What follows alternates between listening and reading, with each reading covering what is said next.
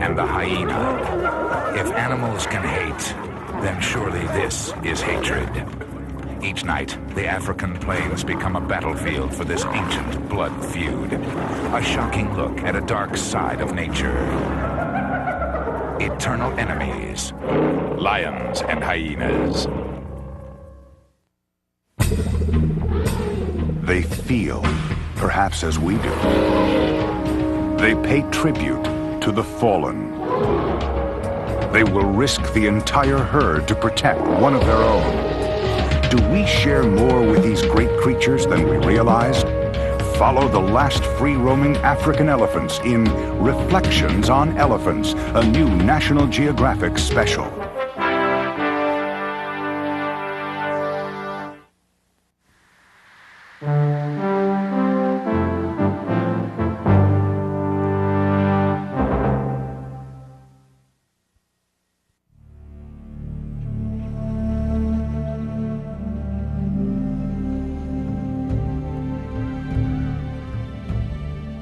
There was a time in Africa when animals walked with confidence as giants of the land, masters at adapting to any change.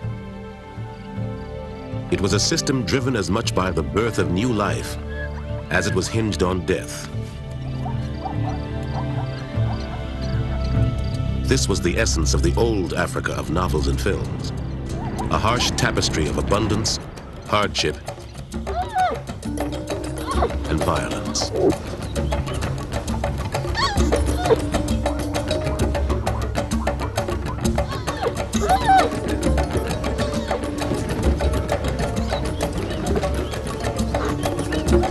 During these bloody battles, the balance of life gives both predators and prey a chance to win. For millions of years, mankind has been part of that system, hunting for survival and eating flesh for sustenance. But one strange characteristic now sets our species apart. Some say it is language, or the capacity to be overwhelmed by emotions. But the real difference is as haunting as the images of our dreams.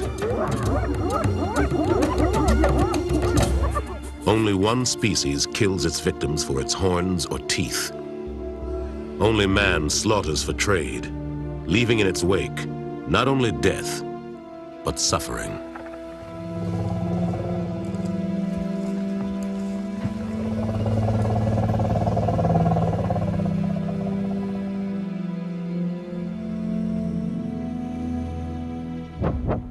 But there are also those who can no longer bear to watch the devastation, and now seek to hunt down the hunters.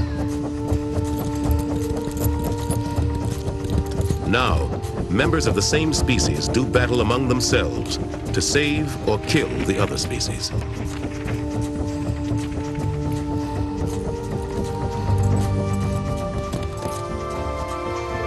The opponents are the poachers of Africa, and they are pursued by Botswana's wildlife warriors.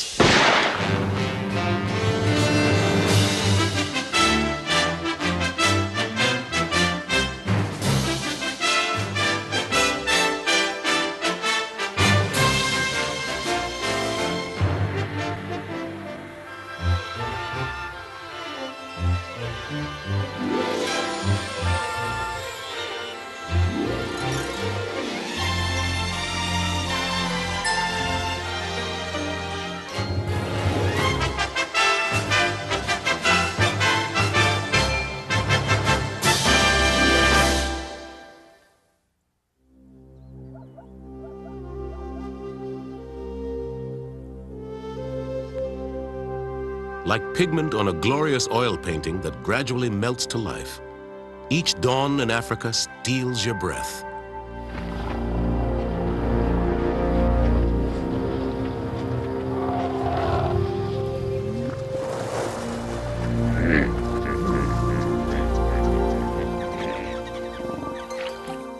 The intricate lacework of this continent keeps everything bound together, locked in the eternal struggle for continued life.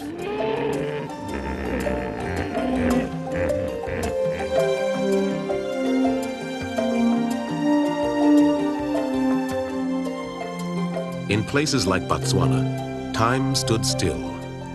Its very remoteness provided sanctuary for even the largest in Africa.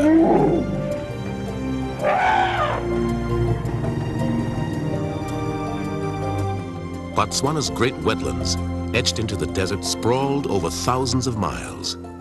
Its scattered woodlands echoed with the sounds of mysterious beasts running wild through the undergrowth.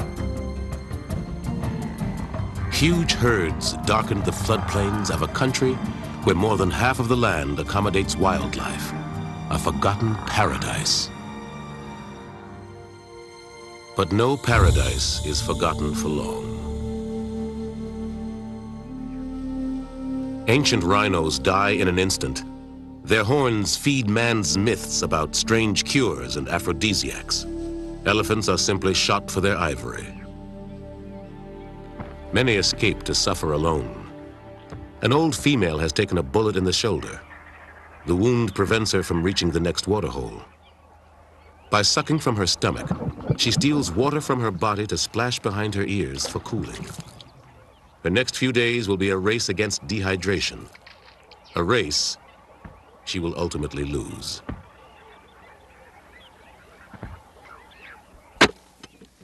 Wildlife officials were unprepared for the onslaught. They collected ivory found from fallen animals in an effort to frustrate poachers who had not yet found their wounded victims. But in May 1990, the conservation world in Botswana was suddenly shaken awake. The death of the last black rhino to be seen in this country shocked officials into calling for help. The army moved in. At its helm is General Ian Khama, son of Botswana's founder and first president. His response was immediate. This was rapidly becoming a wildlife emergency, and he started deploying his men against the poachers.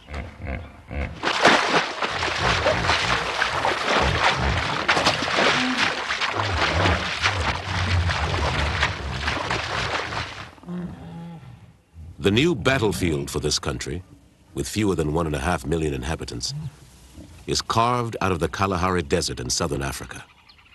Botswana's long international borders can easily be breached.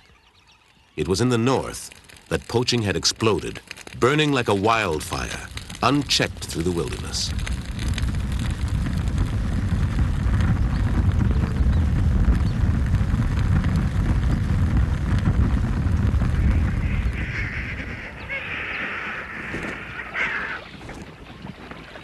As a conservationist, this new attack boiled inside General Khama.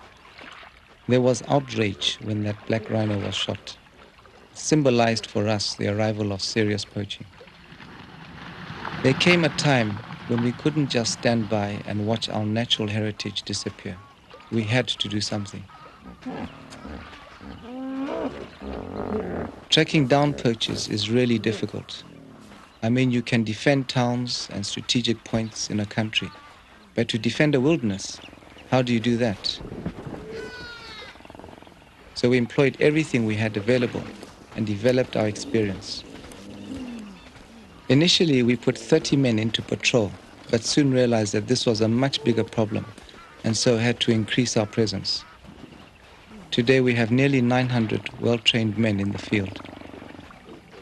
As soldiers slowly comb the bush, they need to understand the signs.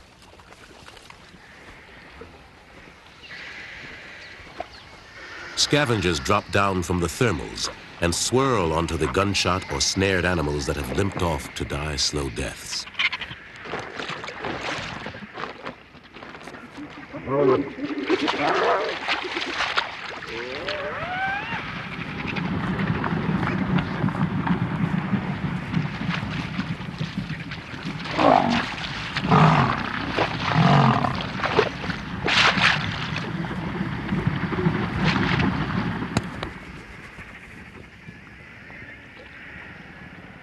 In the frenzy, an autopsy is often difficult, if not impossible. But from time to time, there is evidence of the fatal bullets, confirmation of the poacher's work.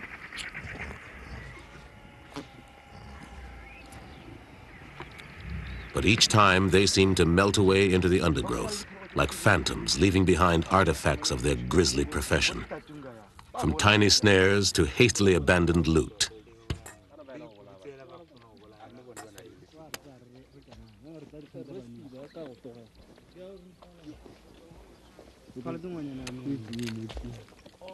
For the soldiers, this is a strange new war on a new battleground. The bush is hotter and more humid than the villages and towns most come from. For many, their only experience of animals came from the myths and legends of their elders' campfire tales.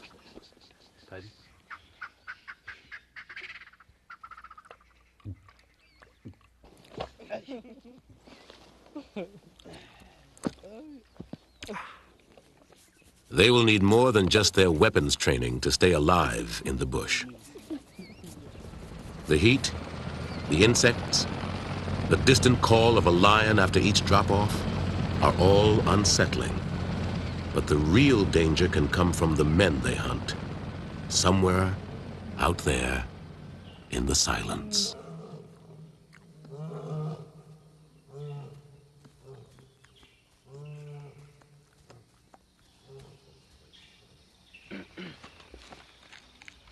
The way we are probably unique is that we are one of the few countries where the defense force is used to bring about a curb to poaching activities.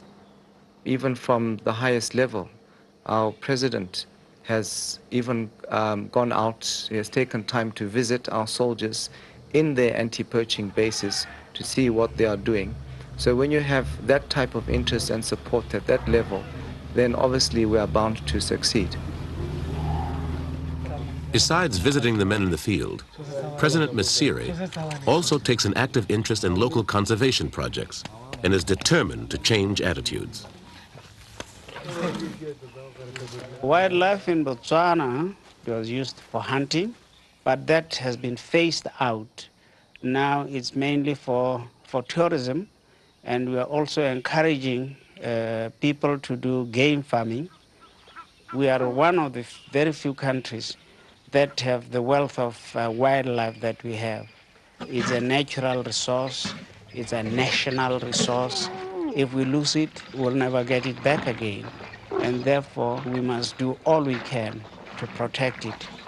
To be able to protect this fragile wilderness, the men have to be taught its intricacies. Brigadier Hohotwane is in charge of the training facility, which takes the form of an animal park with a difference. The brigadier is a soldier of note, formerly a top commando and a parachutist.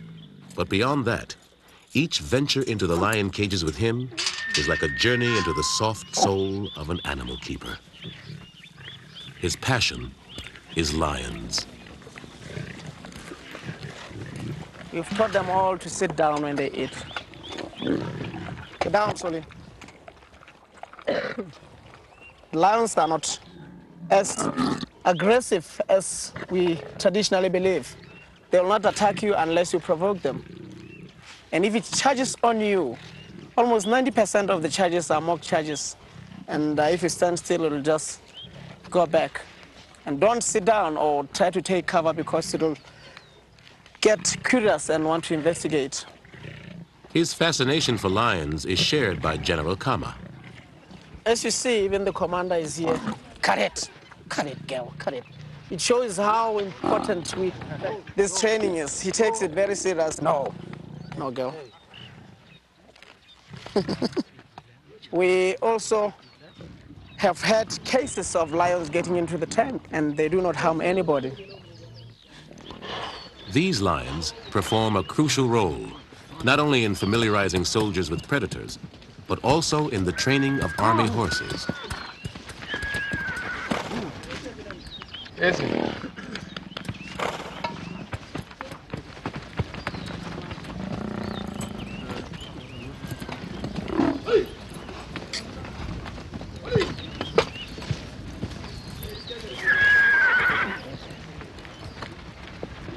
Lions and horses never have an easy relationship. The lions never seem to learn that the fence will always be there to cheat them. But horses destined for bush patrols are gradually broken in to the smell of lions here. Eventually, the training overpowers their natural instinct to bolt. It is a delicate job. They should not become too blasé. In the field, it's good to have some warning.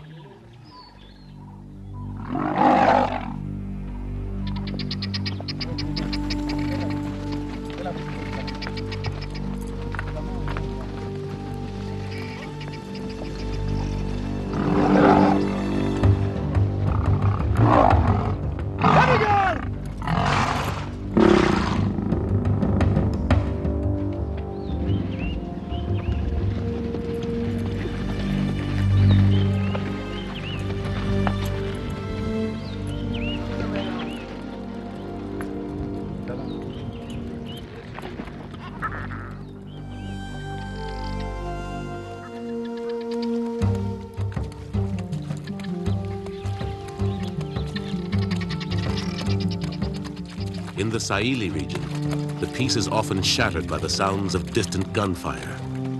The poachers remain invisible. The soldiers have now named one band of poachers the Saili Gang and are focused on hunting them down. Persecuted animals guard the forests.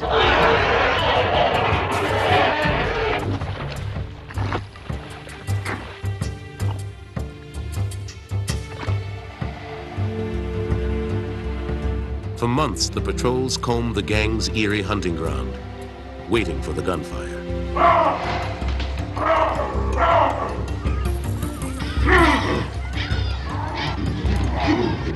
Hidden in the undergrowth are signs that before their training, they had missed.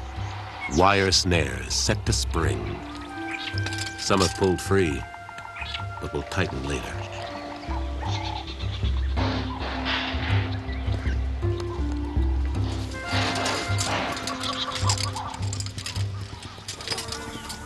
Many have already claimed their victims.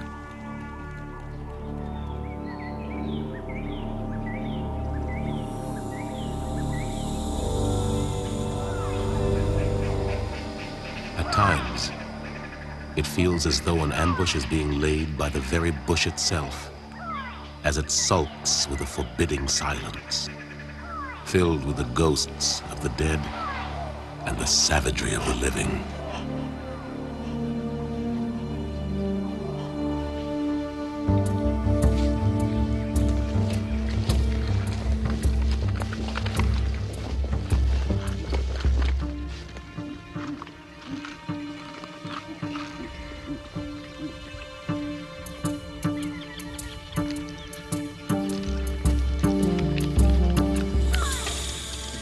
In these primordial forests, they must rely on the memories of their training. I remember the training by Sergeant Isaacs. He was a man who knew snakes. At first, I was a little afraid, maybe a lot. It was terrible, snakes everywhere. But in the end, we all knew about snakes. Some guys never did. But anyway.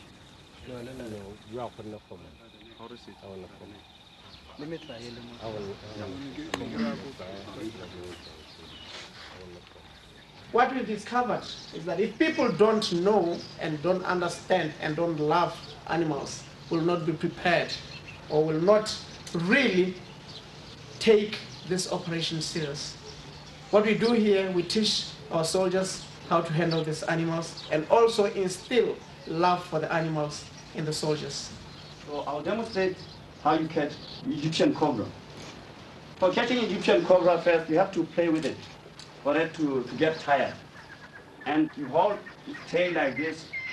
Even though they are dealing with some of the world's most deadly snakes, they are taught to simply remove them from their camps or paths. It would be ludicrous to spend all this energy protecting some creatures while killing others. Another thing is, for a snake to strike at you, when you stand still, it will not realize that you are alive. It will think you are maybe a tree. You don't have to make a move. I want one of you to stand still, right? Stand still, don't make any move. Because if you make any move, it will strike at you. Right? Stand still. You see? Tree climbing snakes might present a problem.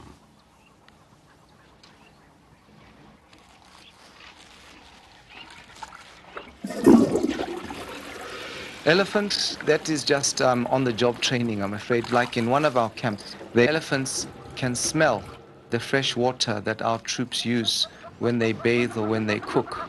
And then the elephants come into the camp and they abandon the camp and let the elephants have the free run of the place looking for the water source. And after some time, the elephants give up and our soldiers come back into the camp and put back the bits and pieces. But that's something which they just have to live with.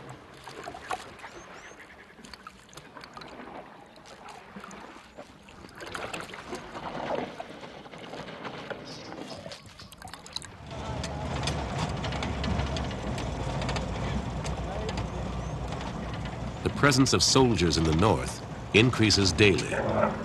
Here, the abundance of elephants gives a false impression of a healthy environment.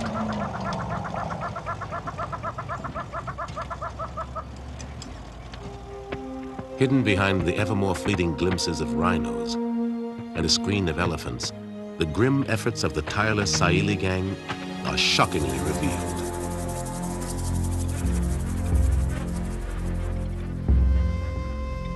Poachers were stepping up their activities. With the black rhino already extinct here, the white could soon follow.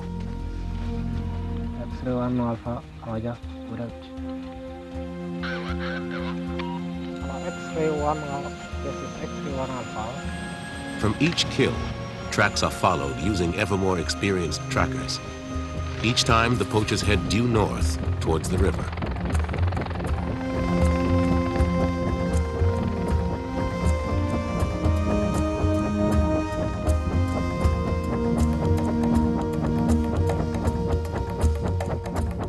At one point along this northern river, the four countries of Botswana, Namibia, Zambia, and Zimbabwe all come together, making escape much easier for the poachers.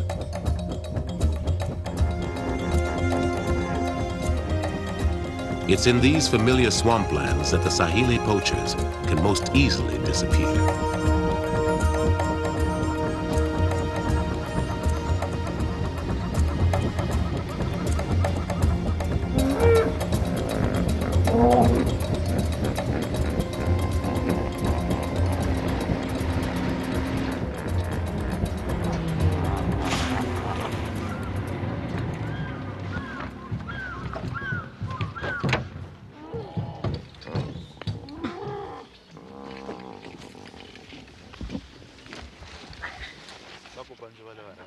The hippo bones indicate that this is an island they have used recently.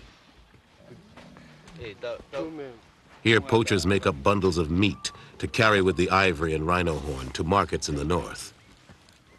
But at last, they find a clear set of tracks and follow through the mosquito-ridden swamp.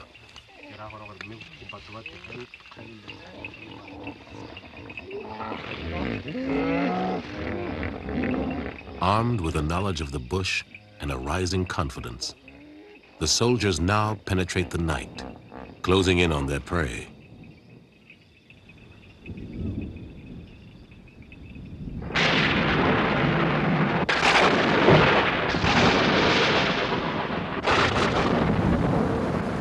In this weather, poachers have an even greater advantage. Their tracks are quickly washed away, and with the poachers almost within their grasp, the patrol must be called off.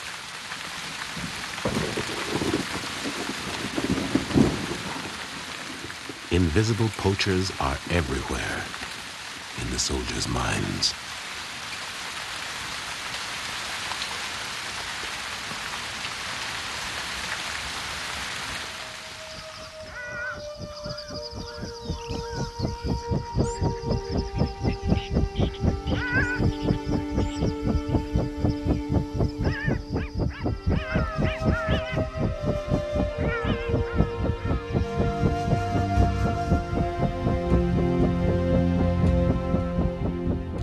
To protect a wilderness in Africa today costs millions.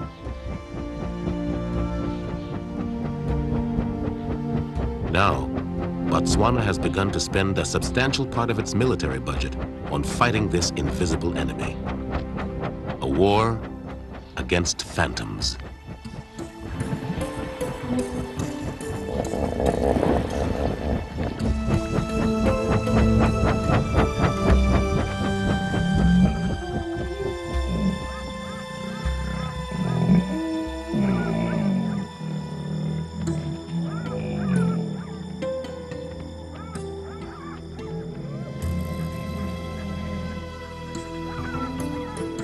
Once they were protected after nightfall, but now ambushes await them.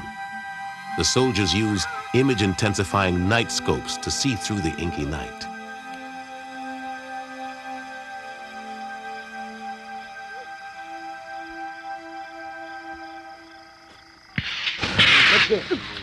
Flares trigger the chase.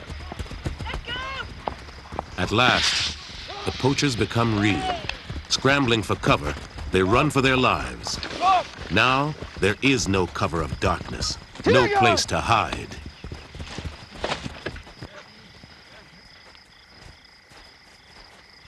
Pockets of poachers are run down in the eerie green shadows and gathered in for interrogation. We found some snares in this area of Shalimbo, and we believe that they are laid by your people. So, can you tell me anything about it? They just tell me. What did they tell you? I can't So tell when do you. they come to set these snares? No, actually, they tell me that before the sunset. Before sunset? Yes. Then what do they do with the meat? Some they eat, yes. Some they sell. These men are from outside of Botswana. And although they are small-time poachers, valuable information about the gangs in the north flows readily. Under Botswana law, offenders are arrested and jailed. Few are deported.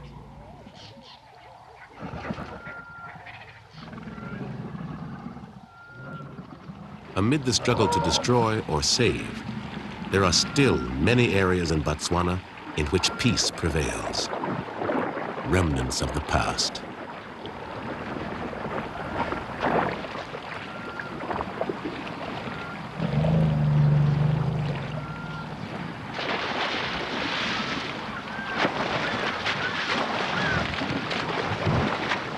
Some national parks are situated along rivers with abundant water, where elephants are relaxed enough to play.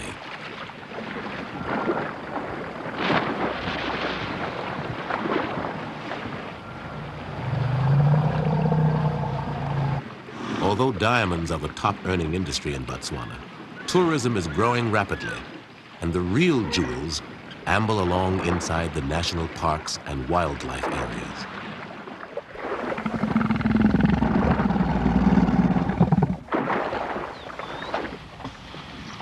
Tourism in the parks makes it awkward for poachers to hunt. But ironically, it also makes elephants more accustomed to man and therefore more vulnerable.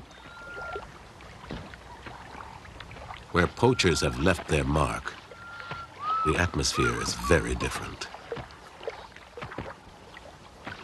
A single strand of wire has pulled closed around an adult bull's foot and has hamstrung 6 tons of animal. Each day, the wire snare cuts slowly deeper into his swelling leg. Even the elephant's intelligent attempt at self-medication by applying a dust bath will not save his life. Much of the elephant's existence is based on gentle communications. Now a rumble of concern is sent through the herd as they investigate the horror of his wound.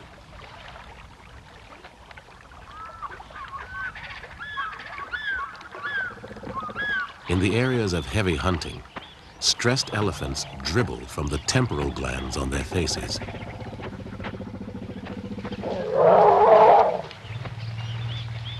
When they come across their own dying or dead so often, their anxiety is extreme.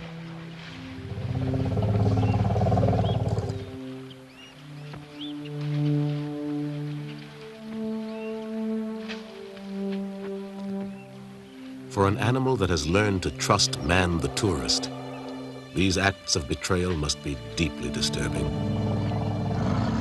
One bull refuses to accept his companion's fatal injury and tries to raise his limp body.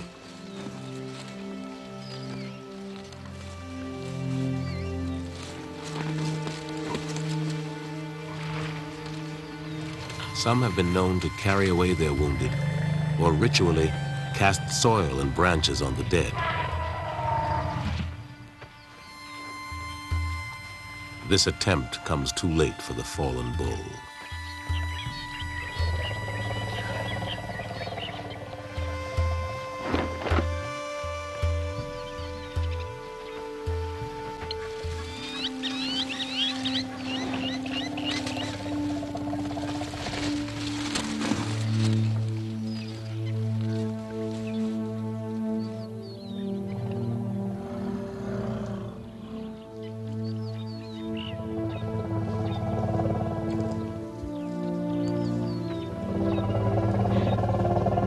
General Kama's troops bear witness to these atrocities.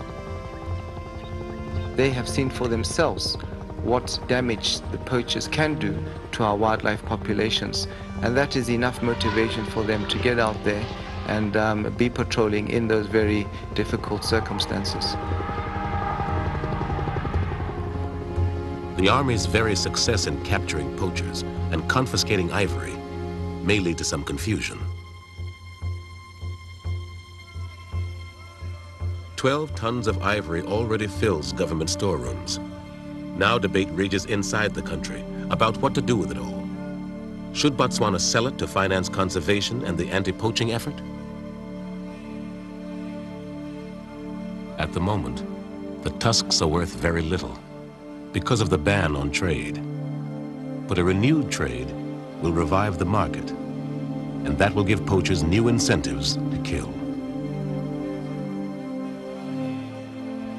Without the protection of the Army, there will be no more need for these debates, as poachers sneak in and systematically turn refuges into graveyards.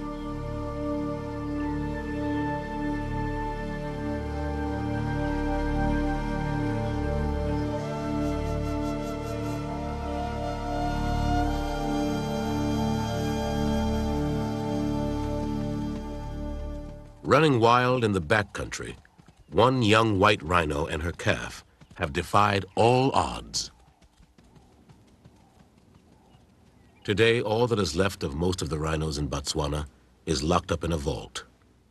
The precious horns.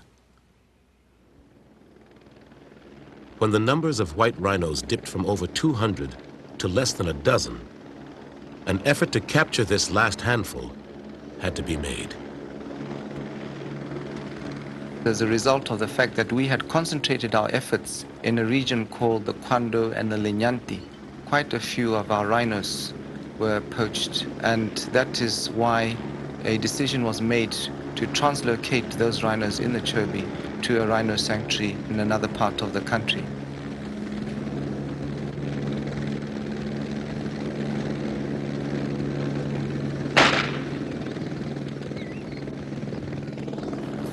Darted rhinos have their horns removed as a safeguard, even in captivity.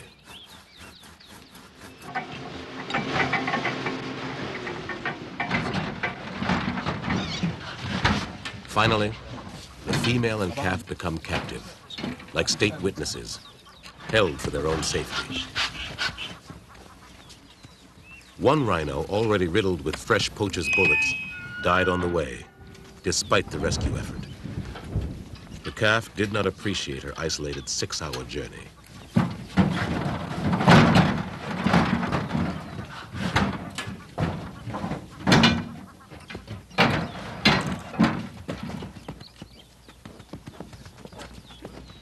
But the danger is not yet over. Poaching bosses have an economic interest in the death of even these last dehorned rhinos. Their stockpiles of rhino horn will be even more valuable once total extinction is achieved. The high black market value of $5,000 per horn filters down even to poachers, who are often poor but willing to take the ultimate risk for quick money.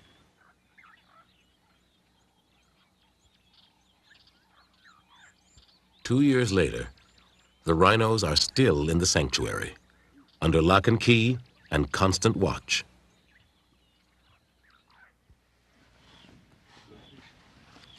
The feisty calf shows 2 years horn growth and has warmed to her guardians. But the watchtowers have begun to serve an even greater function. Along the sensitive river borders, soldiers now stand guard in towers, protecting even the wild animals in their shadow. The wilderness becomes a fortress. Its protectors dissolve in and out of the bush. Stealthy warriors, like the invisible poachers they stalk.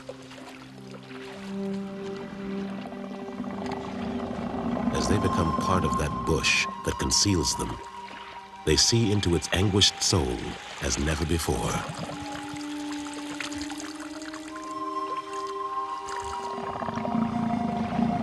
A snared trunk cheats one elephant of most of each precious mouthful of water, at a time when the dry season makes no allowances for the weak.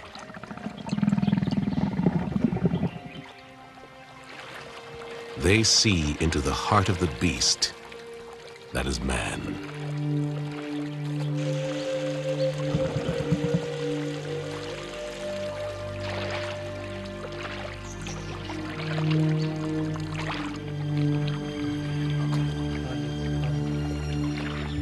When the soldiers become invisible themselves, the poacher's magic cloak suddenly drops away and reveals them.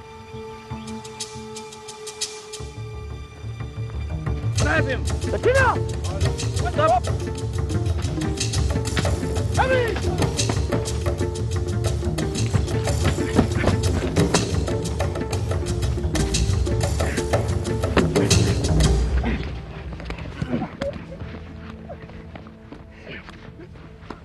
For the soldiers, there is a policy to use minimum force. If these poachers had been carrying automatic rifles, like the Saili gang, this would have been a very different scene.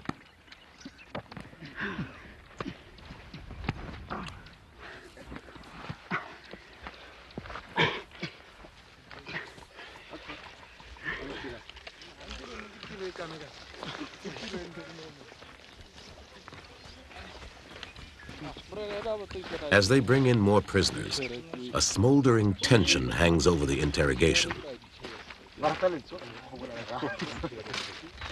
Deep in the captive's hollow eyes burns a resentment, and a bitter reminder to the soldiers that it won't always be this easy. Why are your people crossing into Botswana to catch and kill our animals? Already the moral conflict of hunting down a man for killing animals can be troubling.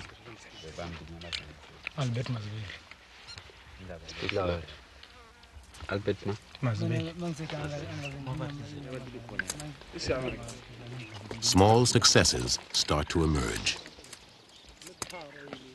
Previously, 3,000 wire snares were collected in a year. Now it is already down to 400.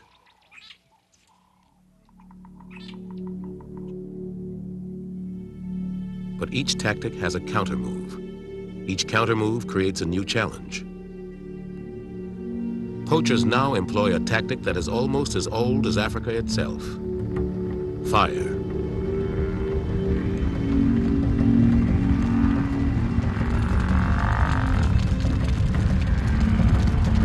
By lighting circles of fire, poachers drive confused herds to their death. Elephants' lungs suck in the smoke, and flames burn their feet.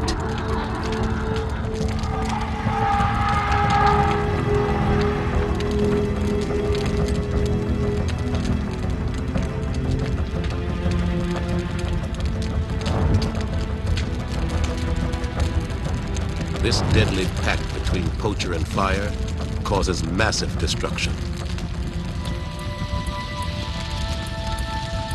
Millions of smaller life forms disappear into the greedy flames.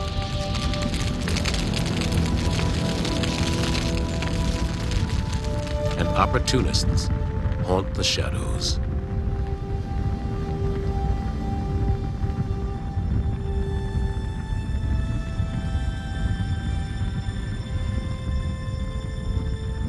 Seldom does a year go by when this dark cloak is not cast over Botswana, blackening the earth.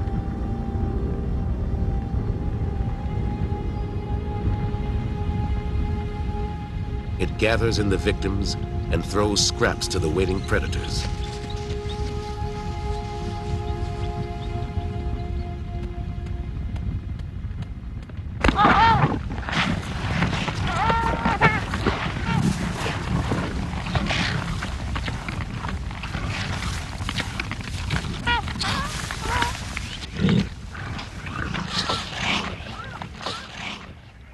In the aftermath of the violence, the lions enjoy the rewards, unaware that they are as much victims of the change as they are benefactors.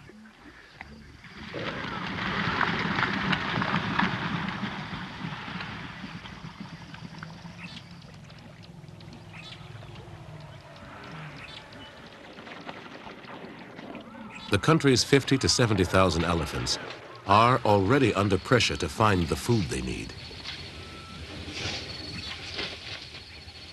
Calves that usually spend so much of their time exploring or playing collapse in the heat.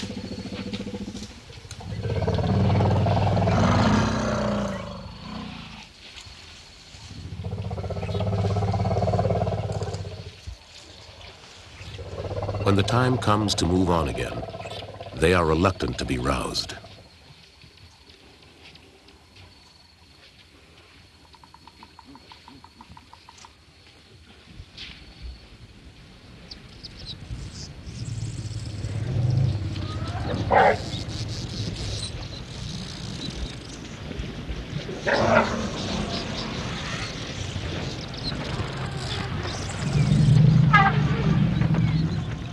The heat drives their thirsts, but the open floodplains they must cross expose them to the poachers during the day.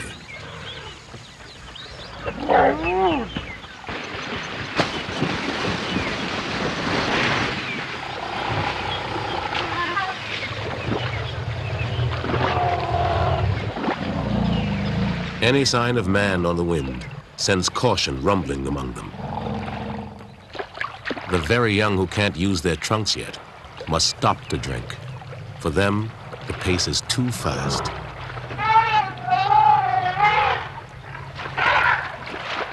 Unlike the tranquil elephants inside the parks, herds in heavily hunted areas spend less than a minute at the water in daylight hours, often simply gathering on the move.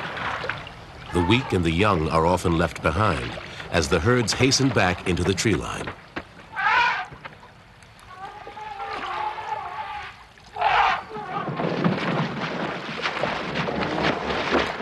Hippos now congregate away from the burning swamps.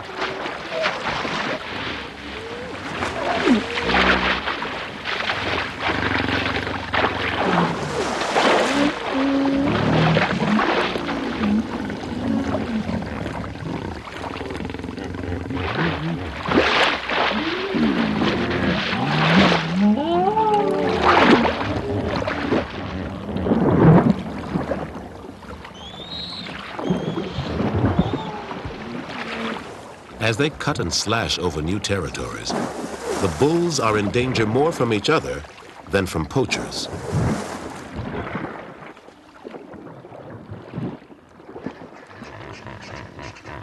Not all of Botswana's wildlife problems can be laid at the poachers' feet.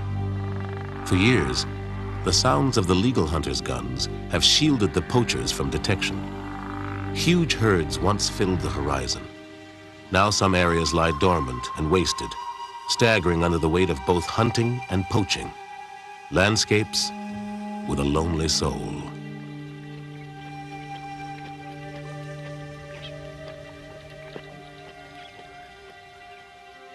In these areas, the lions are now victims of the poaching influence they once used so well. Some animal populations are now less than 20% of what they were just 15 years ago.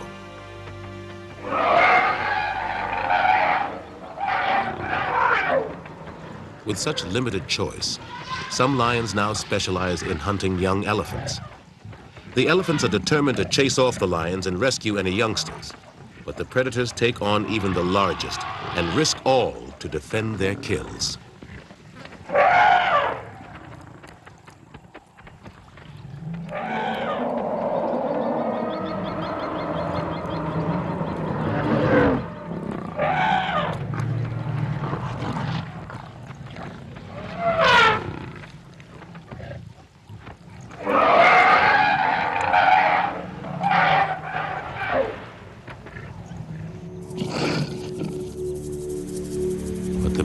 appearance of another species is enough to send them running.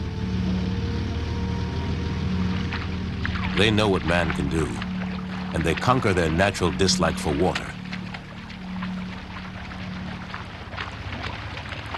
They sneak off into the swamp to hide, no longer prepared to stand their ground. When they can, they leap carefully over the channels to the opposite side from the disturbance.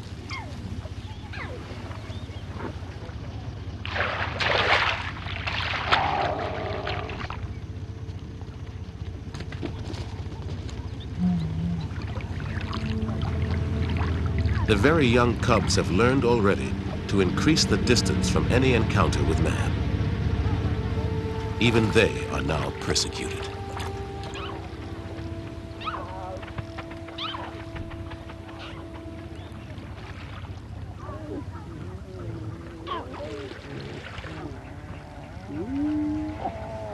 Lions will remain alarmed until the threat is miles away.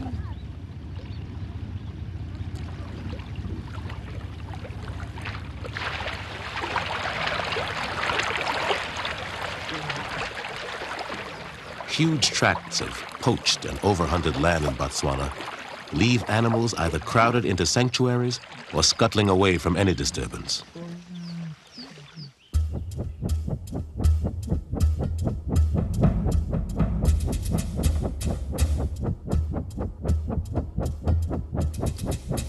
The burning has started again.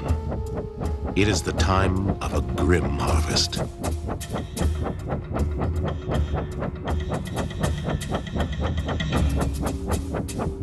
This is Saile. The gang will be well armed and might be waiting.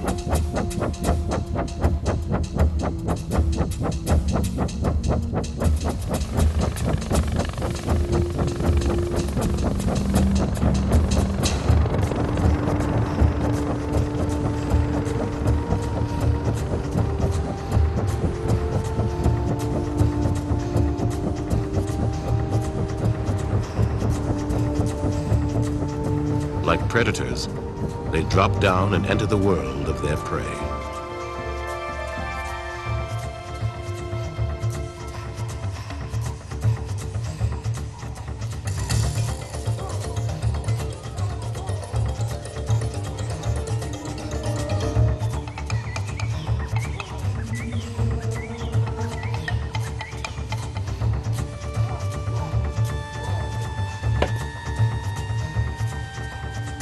Captain, come over here.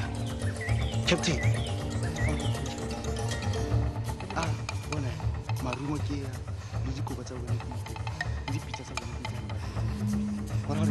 The meat is fresh. The hippo's stomach lining to be used for tribal medicine is still warm. They must be near.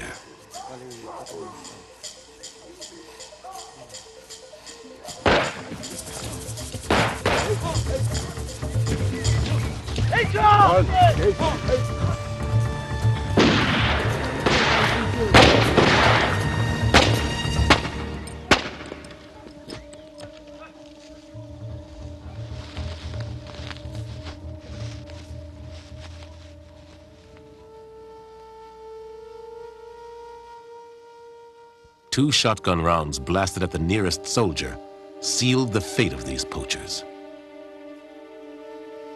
Surrender could still have saved them.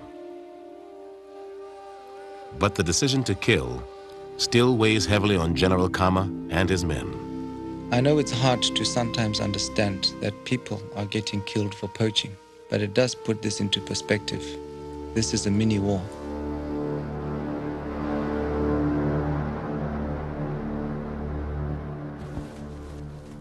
But I would rather it was their people getting killed than my men. The gang had been working at this mountain of meat for weeks, cutting, drying, and boating it north across the river.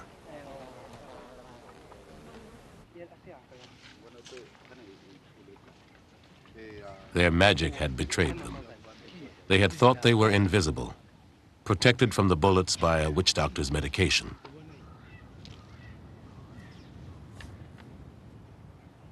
Captured information tells of their deals and trading, and indicates a larger gang back home. But even here, at least one poacher has escaped the initial attack. Slipping away from the firefight, through the butchery, he bolted down the hippo paths, running without his shoes.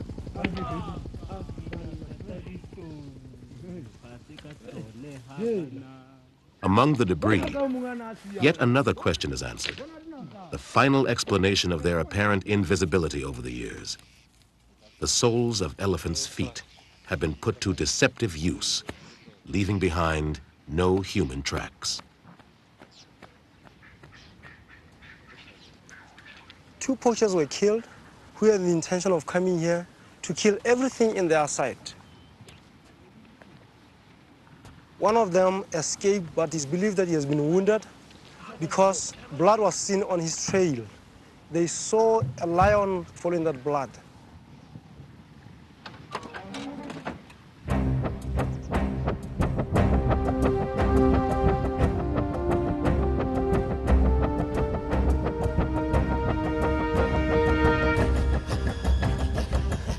With soldiers on his heels, the poacher limps for his life, choosing the softer trails. His tracks are clear. The hunter becomes the hunted.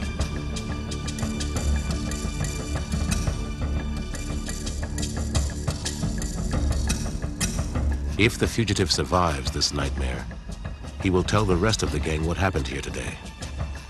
It is an important message and a chilling deterrent.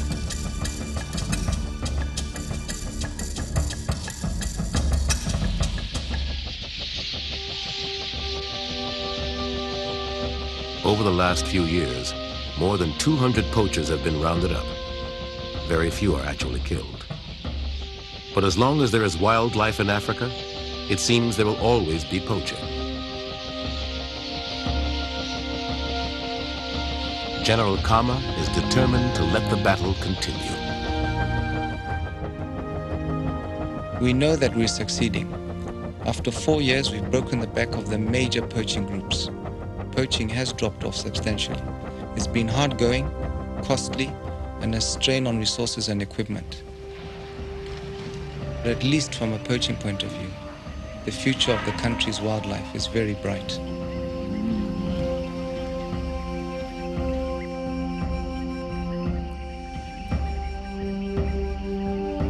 Like the lions that squabble over their kill, these two forces do battle over the very soul of this country.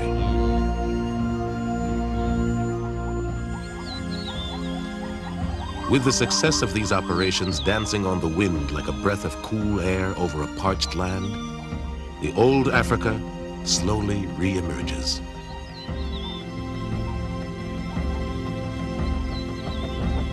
But in Botswana, at least, poachers can be sure that this chase will go on forever.